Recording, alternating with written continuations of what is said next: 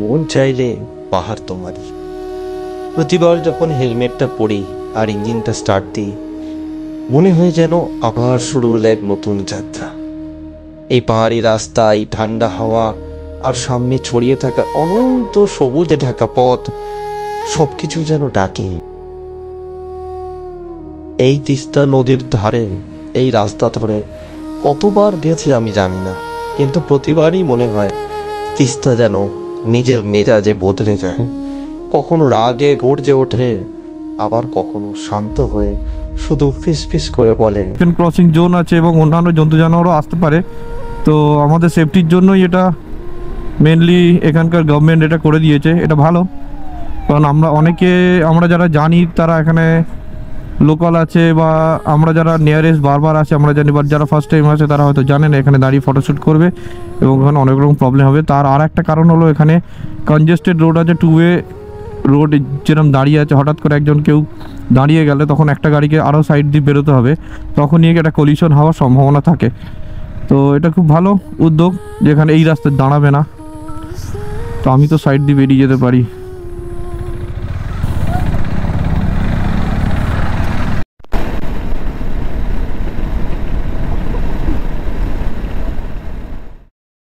রাস্তার পাশে ছোট্ট দোকান, গরম চা, আর পাহাড়ের লোকদের সহজ হাসি, এই জায়গাগুলোতেই যেন জীবনের আসল রং লুকিয়ে আছে।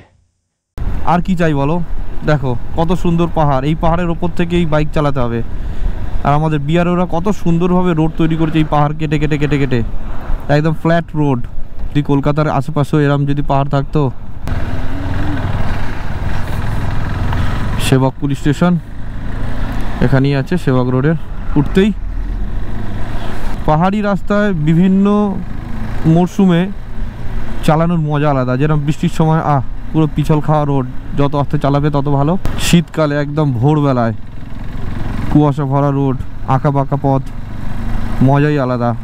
এইবার যখন এলাম দেখলাম তিস্তা অনেক কিছু কেড়ে নিয়েছে। রাস্তা ভেঙে গেছে, পাথর নেমেছে, প্রকৃতি যেন নিজের শক্তি দেখিয়েছে।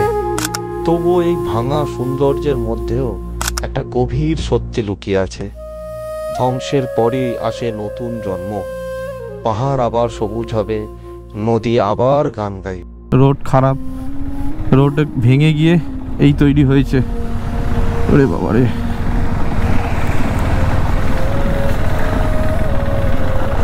ধুলো আর ধুলো।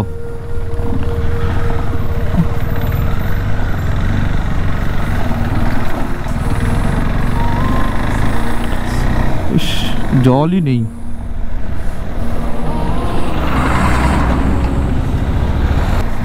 সময় হচ্ছে দুপুর 3টে, আর এখনো পর্যন্ত 83 কিলোমিটার বাকি, যেখানে দেখাচ্ছে 2.5 ঘন্টা।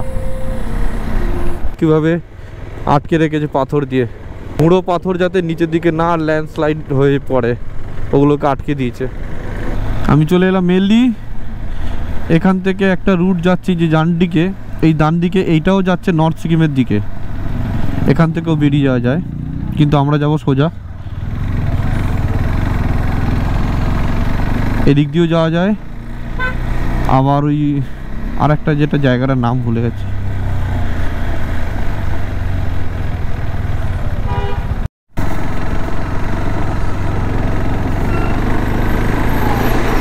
কি অবস্থা, ল্যান্ডস্লাইড হয়েছে।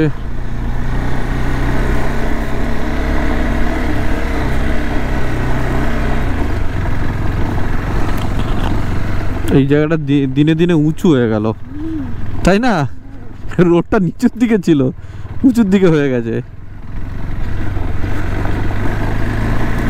বন্ধুরা, চলে এসেছি আমি রংপুর নতুন ব্রিজ, দেখতে পাচ্ছ সামনে। আর এই তিস্তা নদী এখন শুকিয়ে গেছে। তো রংপুর এই নতুন ব্রিজ কিন্তু একটা অ্যাট্রাকশন এনে দিয়েছে সিকিমের যাত্রাপথে। বিভিন্ন পর্যটকরা এই ব্রিজটাও দেখার জন্য কিন্তু আসে। রংপুর আগে এদিকে চলে যেতাম, ওখান থেকে গিয়ে পুরনো ব্রিজ হয়ে রংপুর সিটির ওপর থেকে, আর এখন এই নতুন ব্রিজে। দেখেছো জায়গাটা, দেখো দেখো খেলার মাঠ করে দিয়েছে। এটা এক সময় তিস্তা নদীর জল বইতো, এখন খেলার মাঠ হয়ে গেছে। ঠিক আছে, अभी जैसे आप आपसे बात कर रहा है, ये मेरा चैनल है स्मोकी राइडर प्रोसनजीत, यूट्यूब पे है, ठीक है। ये मैं कल डाल दूंगा, जैसे कि आप लोगों के साथ अभी बात कर रहे हैं, ठीक है। तो जो भी ये गाड़ी का लिए या आपसे कुछ भी बात कर रहे हैं, ये पूरा वीडियो आपका हो रहा है, सेफ्टी के लिए चाहिए। जैसे कहीं कोलिजन हो गया, एक्सीडेंट हो गया, किसका गलती है क्या नहीं है, ये सब आ जाता है।